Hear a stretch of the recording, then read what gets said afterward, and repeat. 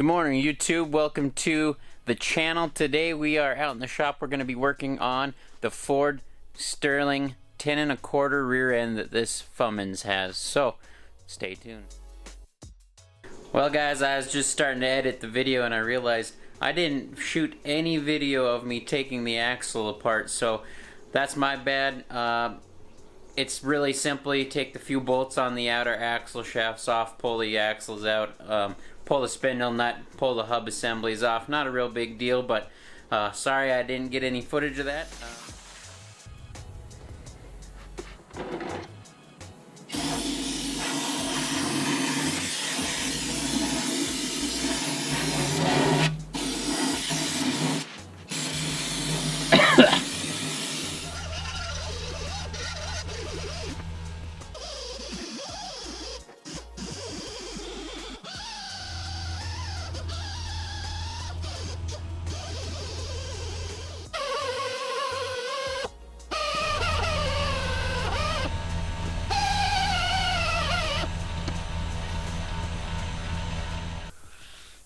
What's up guys? We're just cleaning out the hub assemblies and bearings for my rear axle to get it put back together today. Thought I'd just chat with you guys. Now, I just did these wheel bearings a couple years ago, but when I took the hubs apart or the wheels back off to paint these hubs, I noticed they were really loose, and the only thing I could think was that the spindle nut came loose. And if you've ever messed with one of these Sterling 10 1/4 rear ends, they use a lock nut like this that has a ratcheting system in it, and it's got basically teeth, and as you tighten it, it clicks into those teeth. Well, you're supposed to torque it to 55 to 65 foot-pounds and then back it off 5 clicks if you have new wheel bearings, which I do. These are pretty new, couple thousand miles on them at most, and they backed loose, so I bought new spindle bearing or spindle nuts just to make sure that that wasn't the issue. But really, I don't remember actually torquing these and following the correct procedure. And I just want to say guys, you should absolutely always look up and follow the OMM, the operation manual on how to set stuff like this. This is something you don't want to come loose. It didn't damage anything. I didn't have a wheel fall off or anything like that, but it's not something you want to risk. You absolutely want to torque and follow the procedure from the manufacturers on how to set this kind of stuff. Just in case I had done that and these nuts have an issue, I bought new ones. Not gonna risk it. I can't remember. It was long enough ago that I don't remember if I did or didn't do that right. But always do that, guys. It is not worth the cost to have a wheel fall off or hit somebody. I always torque wheels, or like in my world, cabs and stuff. That's something you don't want to risk. That's anything to do with somebody else's safety. You definitely want to follow torque specs and actually do. And there's usually always a torque spec on everything, especially suspension or stuff like this, drivetrain components. So we're gonna get all these cleaned back up and get the new seals pushed back into them, and we'll show you that process, guys. It's pretty straightforward.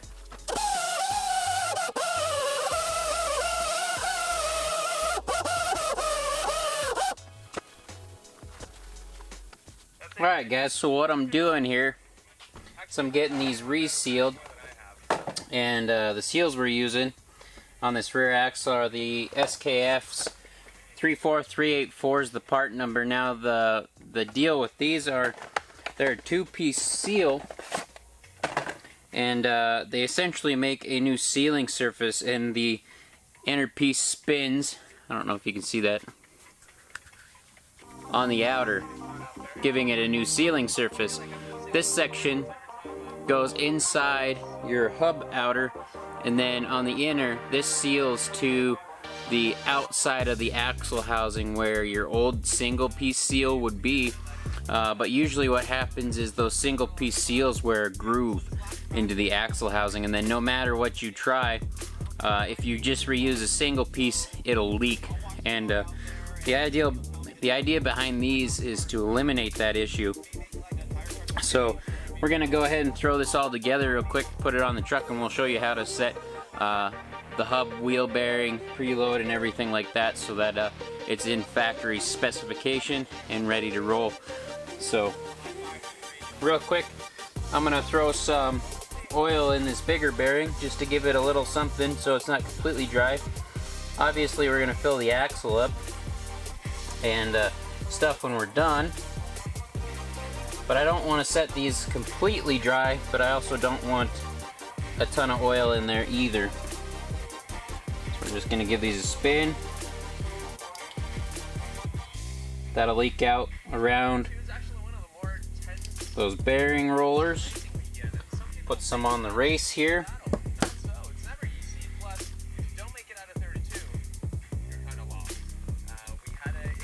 Just a little right there, like that.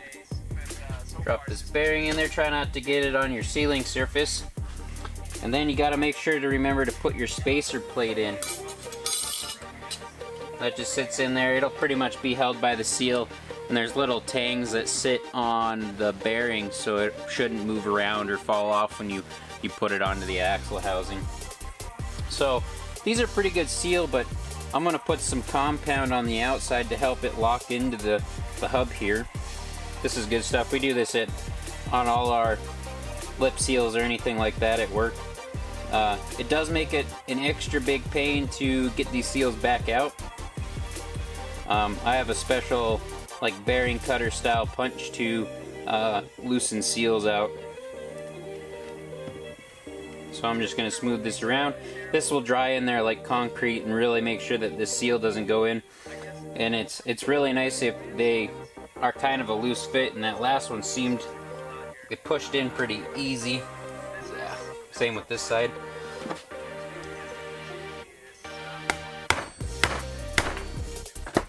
Make sure she's seated in there. Alright guys, hopefully you can see kind of what I'm doing. We might adjust if I don't think you can see well enough. So, the spindle's all ready to go. I'm gonna slide the hub up on here. I'm gonna carefully try and not misalign that bearing as I'm throwing it on.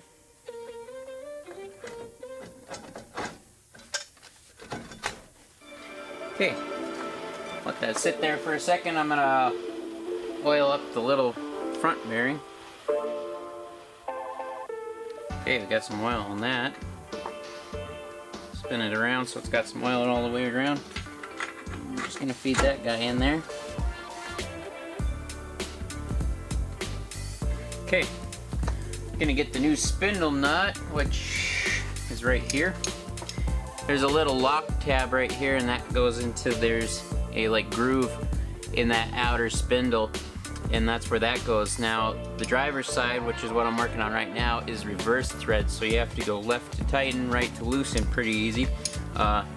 Passenger side is standard thread, righty tighty, lefty loosey. So we're gonna get this lined up in here. You can't really see that. Well, what I'm doing is I'm lining this up, and then that's gonna help me push the seal, the spindle, and the bearings all together as a unit, nice and square. If you don't, you can get it cockeyed and kind of hurt the seal. You also need one of these Ford hub tools for the spindle nuts. It's a 4-prong. Napa usually has them in stock. No big deal. They're not very expensive, I don't think. If you own one of these trucks, probably worth having.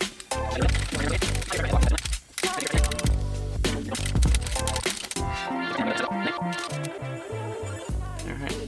Now we're going to switch to the torque wrench, and the spec is 55 to 65 foot-pounds, and what we're doing is we're preloading the bearing. So you want to torque the bearing up, usually while spinning, but what I do, since it's kind of a pain to hold this tool and spin it at the same time while torquing, is I'm going to torque it a little bit, spin it around, which will help move the tapered roller bearings into position, and you just keep spinning it a few turns, check the torque, a few turns, until it no longer moves when you click the torque wrench. That way you know that tapered roller bearing's fully seated and everything's happy in there. And then the spec is, if you're using new bearings, which these are new, 1,000 miles or so on them, still new, you back it off 5 audible clicks. If you're reusing your old bearings, they say to back it off 8.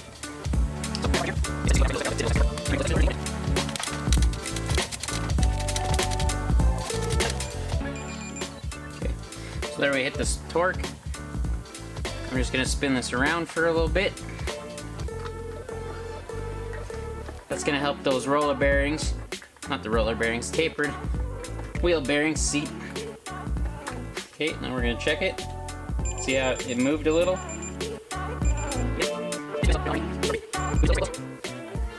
Actually, my hand on the head of the torque wrench is actually throwing the torque off a little bit, but it's not enough to matter, I don't think. So, oh, it still moved, so there you go. No longer moved, so then I know that the wheel bearings are nice and seated. So now we're gonna back it off 5 audible clicks. Now with these spindle nuts, with how they lock, you actually need to push pressure in to release them, and there's kind of a spring system between the two teethed gears in there. And as you push in, it'll release it just a little bit, so you can pop it off and back it up nice and easy. So I'm gonna push in.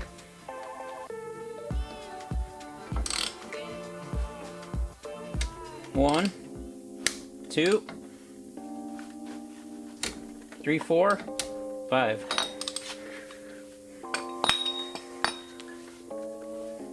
And that should be it. Nice and easy.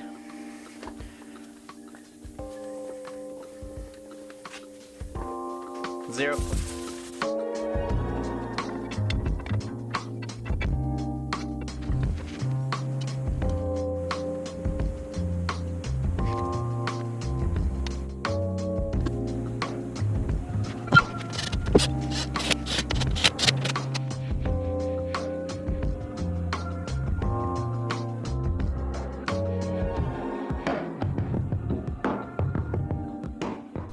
Well guys, thanks for watching. Hopefully you learned something from this rear axle video, and hopefully you learned from my mistake and you don't make the same, but you know, we're all human. Stuff happens. We corrected it. We're hopefully gonna have no more issues with this. We'll see down the road. We may end up putting a limited slip in the rear, something like that, to give it a little bit more fun maybe, but we'll see what happens. Anyway, thanks for watching. If you like the content, go ahead and subscribe. We're gonna always try and put out new videos, hopefully once a week. So yeah, we'll talk to you later.